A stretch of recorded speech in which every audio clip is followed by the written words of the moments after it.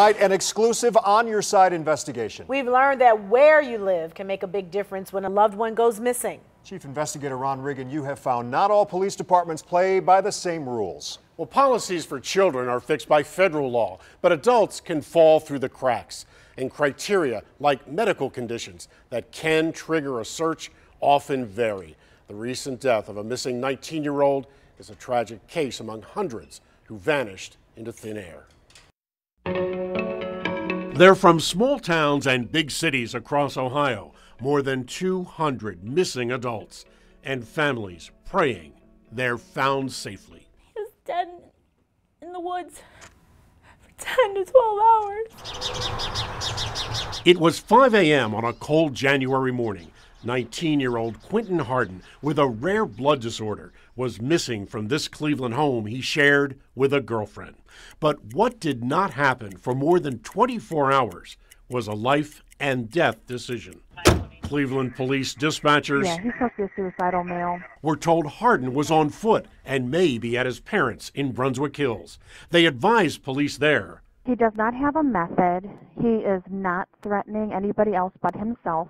Hardin was in danger. My officers were wondering if you could send out to a certain address and check on a mail. But instead of a missing person, Hardin became only a welfare check. Cleveland Police then contacted our department, wanted to know if we could do a welfare check, which is check the well-being of somebody at a residence. Even more alarming, Cleveland never completed a missing person report, an apparent violation of policy it declined to talk about. But it set in motion a series of critical decisions in Brunswick Hills. If this call came to you as a missing person, how would that have changed what you did? That would have absolutely changed a lot. Changed because Cleveland would have entered Hardin's name, age, hair and eye color, height and weight, even scars and tattoos in both state and federal registries. Why's that important? Jerry Dean's a missing person advocate. The police look into the database and they see that they were reported a missing person, and they can be reunited with their family quickly that way.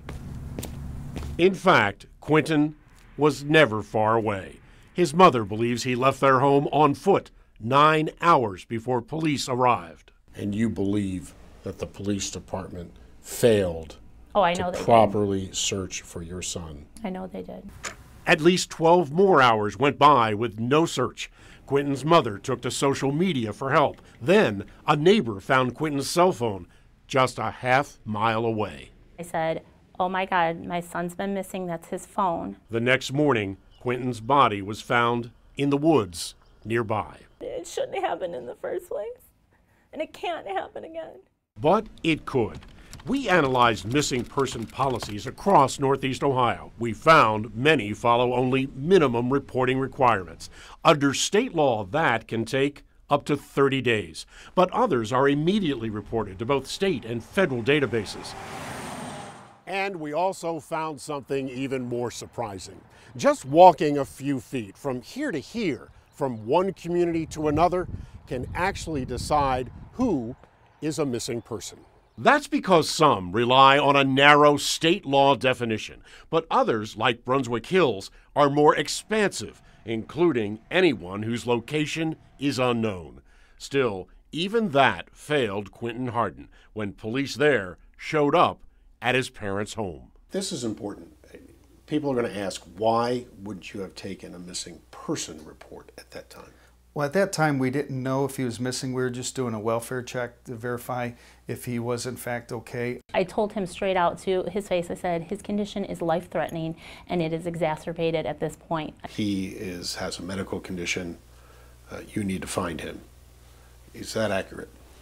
That is accurate. The officer was aware of some type of a blood issue that he had, and that was reported back to Cleveland at that time as a welfare check. Yes, we were trying to gather as much information, interview with the parents, and give that back to Cleveland. We really weren't under the understanding of really what they were investigating or looking. Did she ask you, please help me find him right away? No, I'm not aware of that. Well, the Hardin family says that's not true. And while a cause of death has not yet been determined, the family believes Quentin's blood disorder that reached a critical level just the day before is a likely cause. Still, a review by the Ohio Attorney General's office found no criminal wrongdoing by police, but concedes it does not rule on whether policy was followed. I'm Chief Investigator Ron Regan.